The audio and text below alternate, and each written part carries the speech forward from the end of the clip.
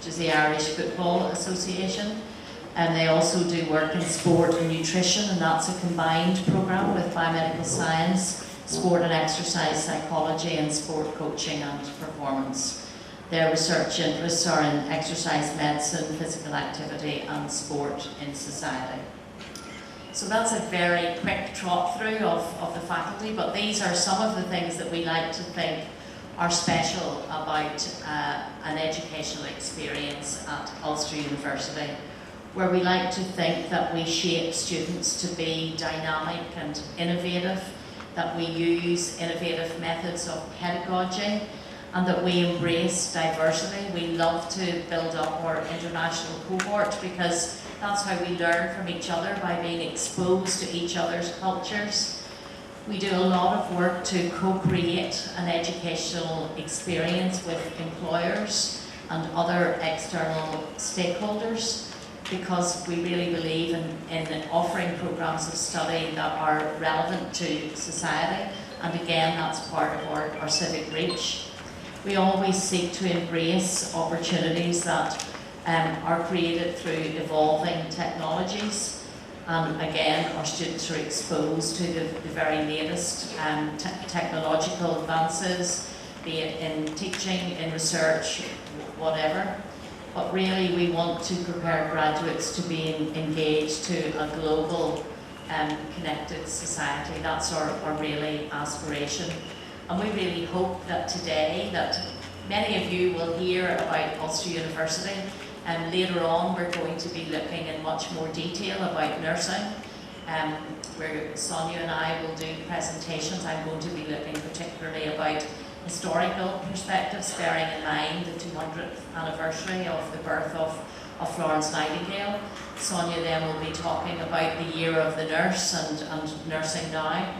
Then we're going to talk a little bit about what the opportunities that the School of Nursing will offer for you to come and study with us.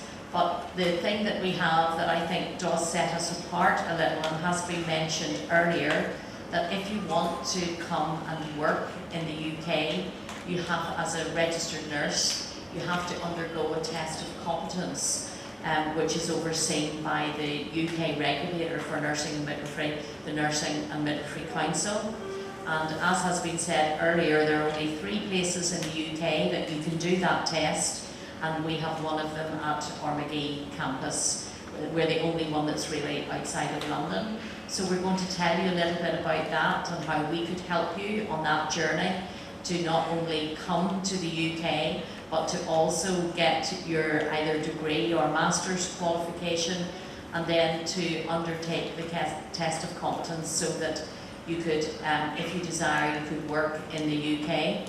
There is a global shortage of nurses, as you know, and the UK now have a 2-work post-visa study option.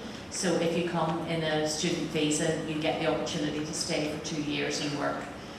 We have relationships with all of the local trusts, and we're very confident that there would be employment opportunities. So we're going to be doing that a little bit later on today. So I'm not going to say any more for now, just to say that we're so delighted to be here. Thank you very much for having us, and that we really look forward to getting to know some of you a little later. Respected dignitaries on the dais, Professor Carol Curran, Professor Sonia McIlpatrick, Mr. David Donnell, Dr. Pauline Black, Mr. Paul, representatives of ISDC, Ms. Hepsi Thomas, Mr. Mahesh, and the rest of the team. Welcome you all to IT University. We are delighted to host you here. I'm also delighted to see a large section of our invitees whom we sent out invitations to are actually participating in this event. A warm welcome to you all. I had, in the short conversation earlier in the guest room, I was warning my international guests here that the Indian experience can be a little overwhelming, and I'm sure that a small preview of that has already been experienced by them. I could see quite a few confused looks etc. I would just like to, for the benefit of our international visitors, the lighting of the lamp in India is a tradition, is a symbolic tradition which has different meanings in different contexts. In a context like this, the inauguration of a conference or a symposium, just as a lighting of a lamp takes us from darkness towards light, we hope that the deliberations here will lead us towards greater knowledge and wisdom. So that is the symbolic meaning of that. I'm sure that we'll come across several other such traditions of India, which will be a very interesting experience for you. Representing the university, I would just like to share a few thoughts which would put in context the discussions that will be happening today and tomorrow. I must congratulate the organizing team, which is the ISVC as well as the Nursing College of India University, who are jointly organizing this. They couldn't have come up with a better theme for this symposium. Future of nursing, leading change, advancing health. Clearly, the need of the hour, globally as well as in our Indian perspective, is the need for effective leadership which can champion change and bring about change in a sustainable manner. And if you ask me, change in what? In this context, I would say change in education, change in nursing education in particular. The nursing community is often an under-recognized service community, which actually is central to healthcare. If you look at it, the nurses are often the first responders, the first people that people in need for healthcare interact with. They are the ones who spend the most time with the patients and clients. They are the ones who probably develop the best rapport with patients, and therefore they would be the most influential in terms of promoting health, in terms of sustaining health and promoting wellness in general. And therefore, training better nurses could be possibly one of the most effective ways of advancing healthcare in general. So there's no doubt that the themes of discussion of this symposium are very much topical. As Professor Carroll said, there is a global shortage for nurses, and it's true in India too. We look at a deficit of about 2.5 million nurses as of today in India, and though there are parts of the country, for example Karnataka and the neighboring state Kerala, where we exceed the nurses to population ratio as recommended by WHO. For example, Karnataka has about 4 nurses for 1,000 population, which is almost double what WHO recommends. But unfortunately, there's a maldistribution of nursing workforce in India, and there are large swathes of the country where the nurses to population ratio is hovering around 0.5 or so per person population. So though when you look at it broadly, we may be kind of approaching the required numbers as per WHO guidelines, but when you look at the reality, there are many parts of the country where we still don't have enough nurses. And of course, Indian nurses are much sought after. Globally, Indian nurses have earned a very deservedly good name for themselves. The commitment to work, the sincerity, and the willingness to adapt to any new scenario. I think that those are the strengths of Indian nurses which have made them very successful.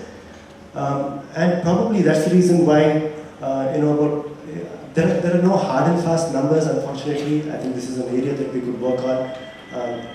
Roughly about 20 to 50% of Indian nursing graduates are actually probably migrating out of India for jobs elsewhere. This is excellent in terms of the fact that our country is able to provide quality workforce which is serving the international community. But one also has to look at this in the context of healthcare in India itself, and one has to find ways of increasing our capacity for training nurses so that we can meet our domestic needs as well as improve the quality of education so that our nurses can continue to work globally, because because obviously that is something which is going to continue to happen. Also, the timing of this symposium could not have been better. You may be aware that the nursing education in India is regulated by the Indian Nursing Council, and the Indian Nursing Council is at this point of time bringing about a major revision in the curriculum which guides nursing education in India. So far, the 4-year bachelor's nursing program in India was an annual based program, and though we would like to think that we have been doing outcome-based education, in reality outcomes have not probably been defined as well as they should have been. Currently, the Nursing Council of India is in the process of developing a curriculum which is very clearly moving towards a semester-based system, moving towards a credit-based system, and a choice-based system where there will be electives in addition to the foundational and core courses of nursing. Also, there is a clear movement towards defining outcomes, which is a very, very welcome move.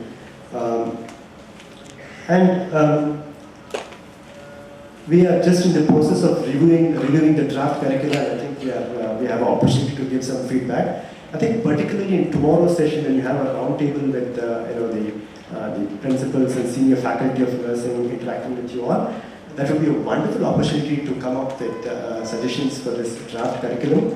And I think there are some areas which we should particularly look at in terms of learning content.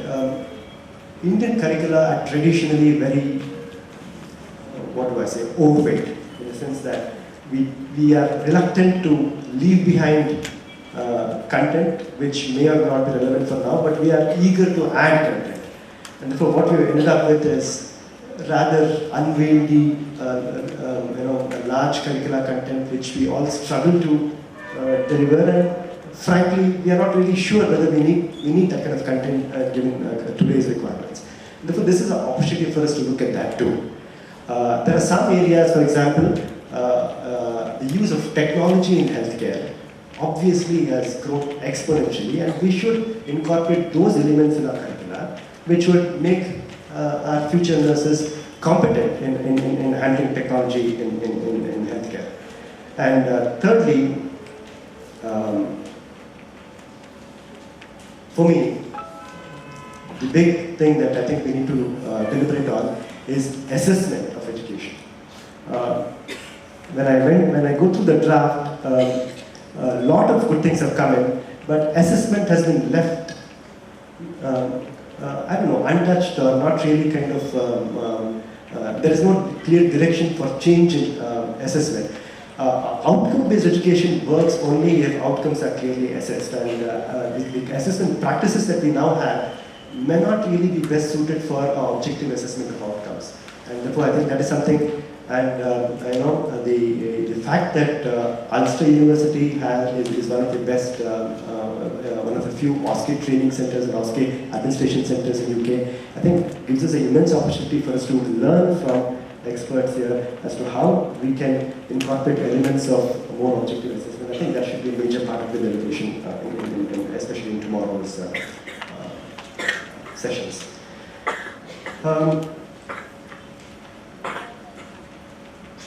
Sharing of best practices in nursing education in general, and the other area that I think we should think about is strengthening research in nursing. I think if I'm right, Dr. Sonia has been a part of the International Network for Doctoral Studies. I think you have an excellent person here who will be able to give you some tips about how to strengthen your doctoral programs in your universities and colleges. Doctoral programs ultimately drive innovation, they drive improvements in education in general. Unless we strengthen that, where are they going to get quality teachers for the future? Unless we have, nursing graduates take up doctoral studies, get into depth of issues facing nursing, and they would be the ideal teachers for tomorrow's nurses. And therefore, strengthening of doctoral programs, which our university has been attempting, and it's a continuous process, but I think that's something that we really need to work on. And also faculty development. I'm a little familiar with the nursing 4-year program. Nursing program is one of the few programs which formally includes research methodology, which includes things like education and technology, pedagogy into their undergraduate program too. But despite that, we see that somehow when it comes to higher levels of learning and nursing in India, we see there is still a need for better faculty development in terms of improving our effectiveness as learning facilitators, as teachers, and of course research, like I said earlier. So though it is there formally, we need to relook at how well we are actually utilizing those curricular opportunities to actually translate them into real outcomes. I'm going to keep this short. I just want to, Ms. Hetzi gave a good introduction about the university, Inter University earlier. I just would like to end this with a few highlights of our university, especially in the last few years. We are a young university. The nursing college is about 20 years old, but as a university, we are just about 10, 11 years. We are in 11th year now. We offer programs in largely in health sciences. We have schools of medicine, dentistry, physiotherapy, nursing. We have biological sciences faculty, where we offer both undergraduate and postgraduate programs. We have a school of architecture. We also have programs in mass media, communication, and journalism. So we have largely health sciences, life sciences based, with a bit of arts and humanities too now, but we are on the verge of expansion. We are actually a smaller university than Ulster, much smaller. We are currently about 4,500 students and maybe about 560 faculty, but we are on the verge of expansion. We hope that by the next academic year itself, our sister institutions which teach engineering programs, management programs, commerce programs, and basic science programs would also be a part of the university, and that would easily double our strength both in terms of students and faculty. Coming to the nursing education here, we are supported by a 1,000-bed hospital which offers care in almost all specialties and super specialties. We have, like in many places in India, one of our strengths is there is no dearth for clinical training opportunities. In fact, we find it difficult to handle the number of patients that we have sometimes. So that is an excellent resource that we have.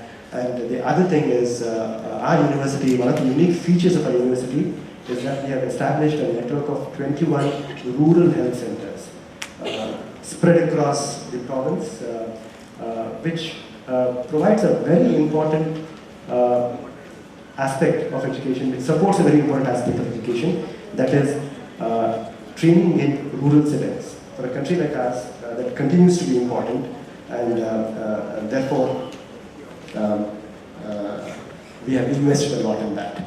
Our vision of empowering society through education and healthcare, that was a vision with Justice K.S. Hegde, who retired as a judge of the Supreme Court of India way back in the late 1970s, and came down and settled in his ancestral village and started off a few schools initially, and that has grown into this large group of institutions now. So that empowering society through healthcare education continues to be our vision, and we are committed to generating skilled manpower who are competent not only in their core professional skills, but also in who carry with them concern for society and who value integrity and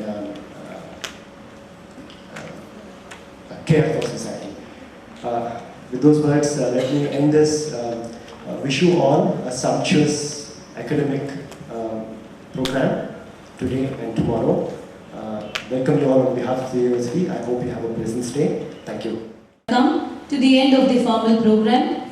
I acknowledge my special thanks to all the dignitaries for gracing and inaugurating the occasion. I request all the dignitaries to help yourselves outside. Thank you.